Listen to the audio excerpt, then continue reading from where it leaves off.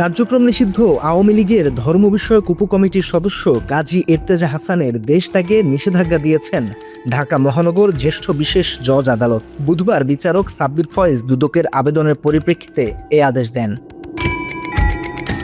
আবেদনে দুদক উল্লেখ করে কাজী এর্তেজা হাসানের বিরুদ্ধে দুর্নীতি ও প্রতারণার মাধ্যমে অবৈধ সম্পদ অর্জনের অভিযোগের অনুসন্ধান চলছে। অভিযোগ রয়েছে এর্তেজা দেশ ত্যাগ করে অন্য দেশে যাওয়ার চেষ্টা করছেন। বিদেশে পালিয়ে গেলে অনুসন্ধান ব্যাহত হওয়ার আশঙ্কা থেকেই এর্তেজার দেশ ত্যাগে নিষেধাজ্ঞার আবেদন করেছে দুদক। আওয়ামী রাজনীতিক পরিচয়ের বাইরে কথিত সাংবাদিক হিসেবেও পরিচিত কাজী এর্তেজা হাসান। দৈনিক ভোরের পাতার সম্পাদক ছিলেন তিনি। তার এই পত্রিকা ব্যবহার করেই বিভিন্ন শ্রেণী পেশার মানুষের সাথে প্রতারণা করেছেন এর্তেজা। সেই সাথে অনেকের জমি দখল থেকে শুরু করে অর্থ লুটের অভিযোগ রয়েছে তার বিরুদ্ধে। অনেকের মতোই কাজী এর্তেজা হাসানের দ্বারা ক্ষতিগ্রস্ত হয়েছেন সঙ্গীতশিল্পী ইভা আরমান এবং তার স্বামী সোহেল আরমান। ফাঁদে ফেলে তাদের থেকে গাড়ি বাড়ি এবং নগদ টাকা হাতিয়ে নেওয়ার অভিযোগ রয়েছে এর্তেজার বিরুদ্ধে। এর্তেজাকে দেশ ত্যাগে নিষেধাজ্ঞা দেয়ায় ন্যায় বিচারের প্রত্যাশা বেড়েছে এই দম্পতির। ডক্টর কাজী এর্তেজা হাসান যেন দেশ ত্যাগ করতে না পারে, তার দেশ ত্যাগে নিষেধাজ্ঞা, এটা দেখে আমরা ভীষণভাবে আশাবাদী বর্তমান সরকারের প্রতি, যে আমাদের বর্তমান সরকার এ ধরনের দুর্নীতিবাজ লোকদের জন্য একটা কঠোর পদক্ষেপ গ্রহণ করছে। এই যে সরকার, বর্তমান সরকার যে এইসব দুর্নীতিবাজ চাঁদাবাজদের বিরুদ্ধে বা ব্ল্যাকমেলদের বিরুদ্ধে এত কঠোর পদক্ষেপ নিচ্ছে, এটা আমরা খুবই আশাবাদী যে বাংলাদেশ বিনির্মাণের জন্য এটা খুবই ভালো একটা পদক্ষেপ। একইভাবে এর্তেজার বিরুদ্ধে প্রতারণা, সন্ত্রাসী কর্মকাণ্ড আর অর্থ আত্মসাতের যে মামলা করেছেন তারা, সেসবেরও সঠিক তদন্ত এবং বিচারের দাবি ইভা এবং সোহেল আরমানের। বিগত বছরগুলোতে ডক্টর কাজী এর্তেজা হাসান বিভিন্নভাবে মামলা হামলার ভয় দেখিয়ে আমার কাছ থেকে বিপুল পরিমাণের অর্থ আত্মসাৎ করে এবং যার কারণে আমি বেশ কয়েকটা মামলাও করেছি, যে মামলাগুলো এখন আদালতে চলমান অবস্থায় আছে। বর্তমান সরকারের প্রতি আমার বিশেষভাবে অনুরোধ থাকবে যেন বর্তমান সরকার এই ধরনের যারা মানুষের প্রতি অন্যায় অবিচার করে অর্থ আত্মসাৎ করেছে, ডক্টর কাজী এর্তেজা হাসানের মতো অনেক লোক যারা আছে, তাদের প্রতি আরও কঠোর ব্যবস্থা নেবে এবং আমরা এবার অবশ্যই বর্তমান সরকারের কাছ থেকে সুবিচার পাবো ইনশাআল্লাহ। পাশাপাশি আমাদের কাছ থেকে ডক্টর কাজী এর্তেজা হাসান ব্ল্যাকমেল করে অনেক টাকা আত্মসাৎ করেছে। শুধু আমাদের কাছ থেকে নয়, আমাদের মতো আরো অনেক ভুক্তভোগী আছে যারা ডক্টর কাজী এর্তেজা হাসানের নামে মামলা করেছেন। তারাও আমি মনে করি যে এখন আশাবাদী যে এই সরকারের আমলে একটা সুষ্ঠু তদন্ত এবং সুষ্ঠু বিচার পাবো।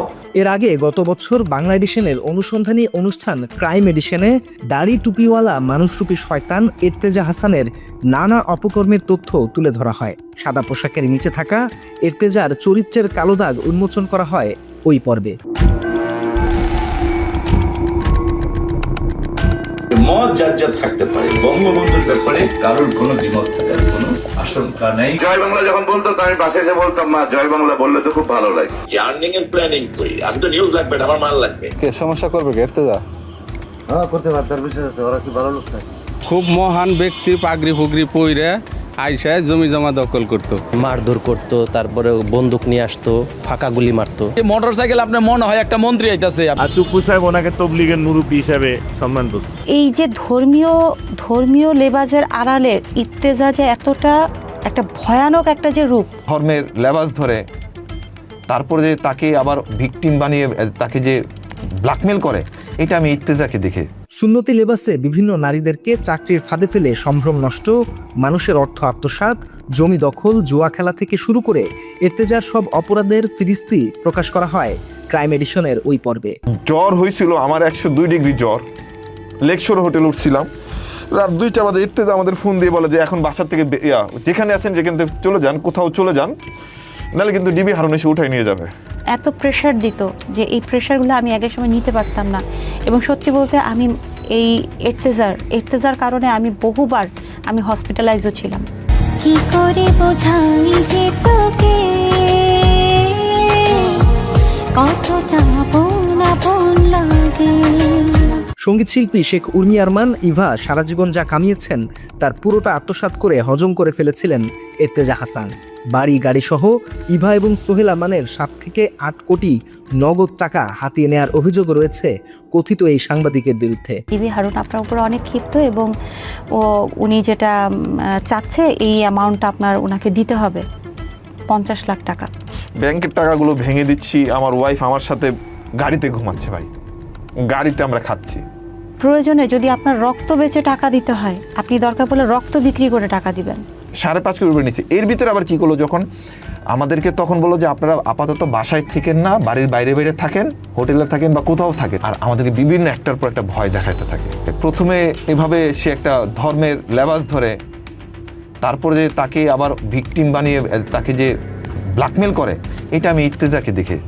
ইর্তেজার সবচাইতে যেটা মানে মানুষকে মানে একদম বশ করে ফেলে সেটা হচ্ছে হলো ইর্তেজার ধর্মীয় একটা লেবাস, পাগড়ি, টুপি, চোখে সুরমা, পাঞ্জাবি, তারপর ধর্মীয় বিভিন্ন নবী রসুলদের কথা বলে ব্যাখ্যা দেওয়া।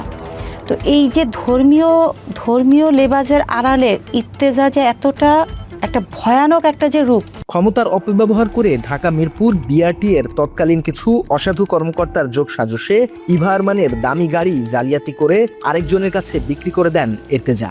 এই কাজী ইর্তেজা মালিকানা বদলের সময় ছিল কিনা এখানে বা সেটা অলরেডি নেই। আপনারা তো করতে এখান থেকে তো কিভাবে জানাবেন আপনারা জানেন। এটা যদি এখন খোলা থাকতো তাহলে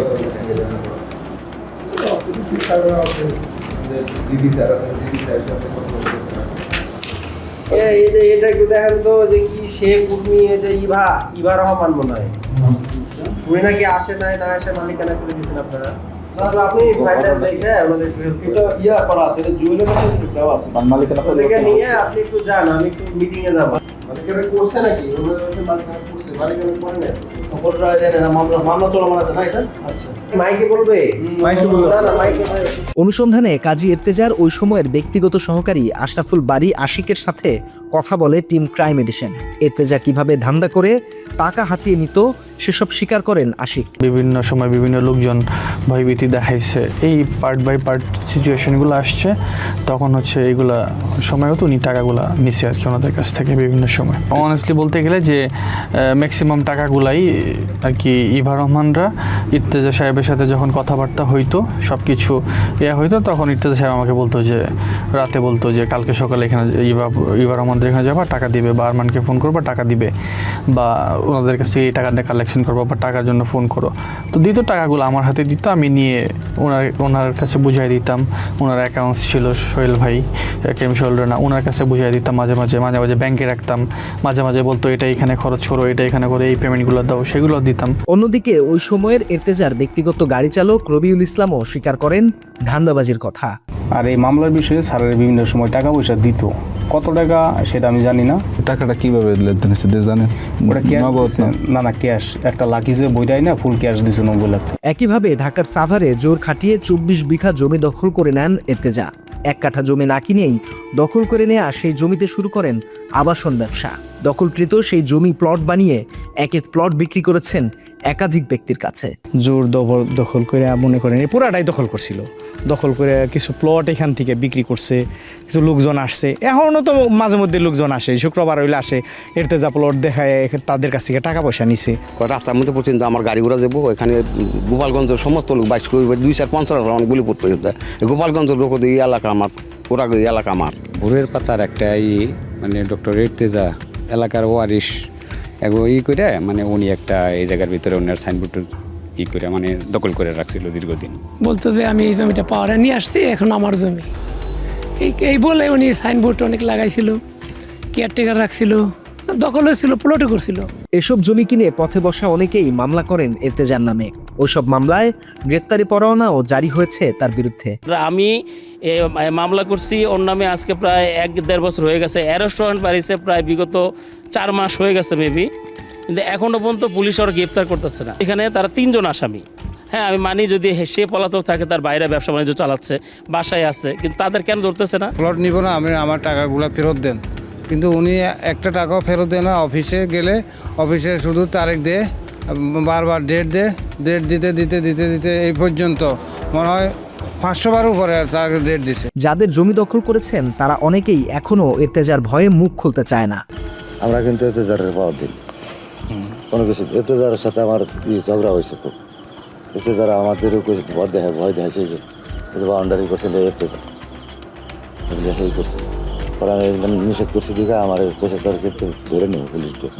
এরকম দিলে আবার আমার যদি সমস্যা হয় আপনারা কই থাকবেন? আমরা আপনার সাথে পাশে থাকবো। না না না, এটা হয় এরা আর লোক আসছিল এরা এই কথা কে সমস্যা করবে এর্তেজা? হ্যাঁ করতে পারে, তার বিষয় আছে। ওরা কি ভালো লোক থাকে? জমি দখল করা নিয়ে মুখ খুলতে চাইলেই অস্ত্রশস্ত্র নিয়ে সিনেমা স্টাইলে এলাকার মানুষদের ভয়ভীতি দেখাতো ভোরের পাতার তৎকালীন সম্পাদক এর্তেজা সাহেব।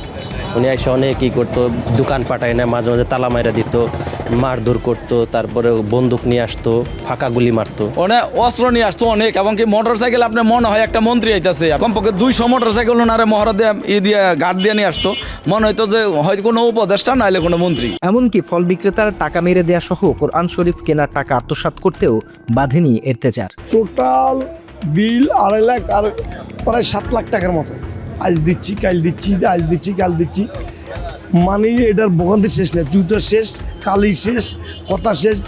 অফিসে যদি ঘুমাইতাম, বসে থাকতাম, ঢুকতে দিত না। মানুষ এত সিটার, এত নিচে নেমে যায়, এটা আসলে আমি আগে জানতাম না। এমনকি দানের নামে কোরআন শরীফের টাকা আত্মসাৎ করতেও বাধেনি এর্তেজার। আমি কাজী এর্তেজা সাহেবের কাছে ওনার নির্বাচন, যে ব্যবসায়ী সমিতি যেটা নির্বাচন হয়, ওই নির্বাচন উপলক্ষে বড় একটা অ্যামাউন্টের কোরআন শরীফের গিফট প্যাকেজ, যেটাকে বলে গিফট প্যাকেজ, ওনাকে দিয়েছিলাম। বড় একটা অ্যামাউন্ট পেতাম। উনি আমাকে লাস্ট যেই অ্যামাউন্টটা ছিল 3 লক্ষ টাকা, অনেক কষ্ট করে ওনার থেকে আমি 3 লক্ষ টাকার মধ্যে আমি 2 লক্ষ একটা সামথিং একটা অ্যামাউন্ট নিয়েছি। আর বাকি 75,000 টাকার একটা চেক উনি আমাকে দিয়েছে, চেক। হ্যাঁ, এই চেকটা তারপর উনি আর আমাদের সাথে কোনো কন্ট্যাক্ট করেনি। সেই সাথে এর্তেজার ছেলে কাজী জার্জিসের একটি হত্যা মামলা ধামাচাপা দেওয়ার অভিযোগ উঠে আসে ক্রাইম এডিশনে। আপনি কি এমনিতে হাতের আঙ্গুলের ছাপ, মানে ছাপটা কি আপনি দেখছিলেন মিলায় যে গাড়িটা কে স্টিয়ারিং এ কে ছিল? গাড়িটা পানির নিচে ছিল, মেলানোর সুযোগ ছিল না। ড্রাইভিং লাইসেন্স ছিল কিনা ওনার যে মারা গেছে? আমি এই ব্যাপারে আর কোনো কিছু না বলি দাদা, কিছু মনে করি না, যেহেতু আন্ডার ট্রায়াল কোর্টে আছে, কোর্টের বিষয়। শেখ মুজিবকে নিয়ে এর্তেজার দালালির বেশ কয়েকটি বক্তব্য সামনে আসে ওই পর্বে। মত যার থাকতে পারে, বঙ্গবন্ধুর ব্যাপারে কারোর কোনো দ্বিমত থাকার কোনো আশঙ্কা নেই, এখানে কোনো দ্বিমত থাকতে পারবে না। জয় বাংলা যখন বলতো আমি পাশে এসে বলতাম, মা জয় বাংলা বললে তো খুব ভালো লাগে। জয়নীতি শেখ হাসিনা হয়তো মনে করেছে যে না, আমার রাজনীতি আসার দরকার। গত 16 বছর আপনারা জানেন ভোরের পাতা এবং পিপলস টাইমস মিডিয়া দিয়ে গভর্নমেন্টকে কিভাবে প্রমোট করেছে। অনুসন্ধানে আরও তুলে ধরা হয়, গত 15 বছরে হাসিনার এজেন্ডা বাস্তবায়নে সক্রিয় ছিলেন এর্তেজা। স্বৈরাচার এক শাসককে নিজের লেখায় উন্নয়নের মডেল হিসেবে তুলে ধরেন তিনি। লেবাস ধরে ধর্ম ব্যবসা আর তাবলিগ জামায়াতের নামে ধর্মীয় দাঙ্গা বাঁধাতে প্রথম আলো এবং শেখ হাসিনার পক্ষে মাঠে সক্রিয় ছিল এর্তেজা। সে এখানে লেবাসের শুরুতে মানে একটা দেখাতো যে রাষ্ট্রপতি আমার আত্মীয়, অমুক আমার আত্মীয়। বিগত দিনে এইগুলো করে করে করে করে সে এই তবলিগকে বিক্রি করে আমাদের জানা মতে অনেক লোক আছে এখানে আসে চোখের পানি ফেলছে, লম্বা সময় কাঁদছে, তাদের টাকা নেছে। সে রাষ্ট্রপতি চুপ্পু সাহেবের সাথে সে কানেক্টেড ছিল দিল্লিতে থাকা খরচপায়, ওনাকে দিয়ে বড় বড় মামলা তবলিগ দিয়েছে। আর চুপ্পু সাহেব ওনাকে তবলিগের মুরব্বী হিসাবে সম্মান দিচ্ছে। চুপ্পু সাহেবকে সে তা দিয়ে দেন। এর্তেজার সম্পাদিত ভোরের পাতা পত্রিকার অপসাংবাদিকতার নানা নজির তুলে ধরা হয় ক্রাইম এডিশনের ওই পর্বে। তারেক রহমানকে বিতর্কিত করতে তাকে নিয়ে বিভিন্ন সময় একাধিক ভিত্তিহীন সংবাদ প্রচার করেছে ভোরের পাতা। তেমনি কয়েকটি প্রতিবেদনের শিরোনাম ছিল এরকম: আল জাজিরার প্রতিবেদনে অর্থ যোগান দিয়েছে তারেক জিয়া, তারেক রহমানের নিয়মিত নারী আর মাদকের সরবরাহকারী সামি, মাফিয়া দাউদ তারেকের 5 লাখ কোটি টাকার নতুন ব্যবসার পরিকল্পনা, কিভাবে প্রভাব খাটিয়ে সব সরকারি কাজে কমিশন নিত তারেক জিয়া। এছাড়া গ্রেনেড হামলায় তারেক রহমানকে দায়ী করে ভোরের পাতা ছাপে 21 আগস্টের প্রধান ষড়যন্ত্রকারী হিসেবে তারেক রহমানের মৃত্যুদণ্ড শাস্তিপ্রাপ্য। জিয়াউর রহমান, খালেদা জিয়া এবং বিএনপিকে নিয়েও একের পর এক মিথ্যা সংবাদ প্রচার করেছে ভোরের পাতা। ওই সময়ে ভোরের পাতায় লেখা হয়, মুজিব হত্যায় জিয়া জড়িত ছিল, শেখ হাসিনা হত্যা ষড়যন্ত্রে খালেদা তারেক জড়িত, বাংলাদেশকে ছোট পাকিস্তান বানাতে চেয়েছিল জিয়াউর রহমান এবং খালেদা জিয়া, কোনো প্রমাণ ছাড়াই এমন ট্যাগ দিয়ে দেয় ভোরের পাতা। সেই সাথে বিএনপির রাজনীতি প্রসঙ্গে ভোরের পাতায় প্রতিবেদন করা হয় দলটি নাকি গুজব এবং অপপ্রচার সৃষ্টি করে। এমনকি খালেদা জিয়ার ব্যক্তিগত জীবন নিয়েও মিথ্যা কুরুচিপূর্ণ সংবাদ ছাপাতে দ্বিতীয়বার ভাবেনি পত্রিকাটি।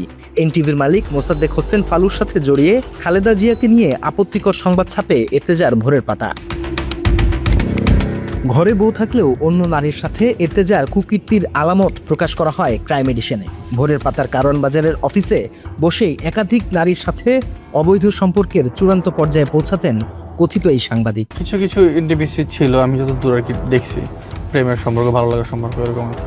অনেক সময় অনেক মেয়েরা অফিসে আসতো, স্যারের রুমে ঢুকতো, দেখতাম, তারপর দরজা লাগাই দিত, তারপর ভিতরেই তারা কথা বলতো না কি করতো, তারা কি তার গার্লফ্রেন্ড না তার কোনো ব্যবসায়ী কোনো ক্লায়েন্ট, এটা তো আমি জানি না। অনেক সময় মনে করে বলতো যে ও ফার্মেসিতে যায় ফোন ধরাই দিতে, ওরা আমরা ফোন ধরাই দিলে ফার্মেসিওয়ালা প্যাকেটের ভিতরে দিত, ওনারা খুলে দেখতাম যে এটা বাইকের ওষুধের মানুষের শরীর খান পরে বাইকের কি এটা তো জানতাম না, পরে শুনছি আর কি ওষুধের। অফিসে বসেই এর্তেজার চাঁদাবাজি করার প্রমাণও তুলে ধরা হয় ক্রাইম এডিশনে। তোমার ভাতিজা বলতেছে আপু তুমি এই ভোরের পাতা করতে করতে তো বড় হয়ে যাচ্ছে, তোমাদের প্ল্যানিং কি, আর্নিং এর প্ল্যানিং কই? আমি তো নিউজ লাগবে, আমার মাল লাগবে, যদি মুভ করতে পারতাম তো আমি এক জায়গায় বসে আমি 1 কোটি টাকা নিয়ে আসতাম।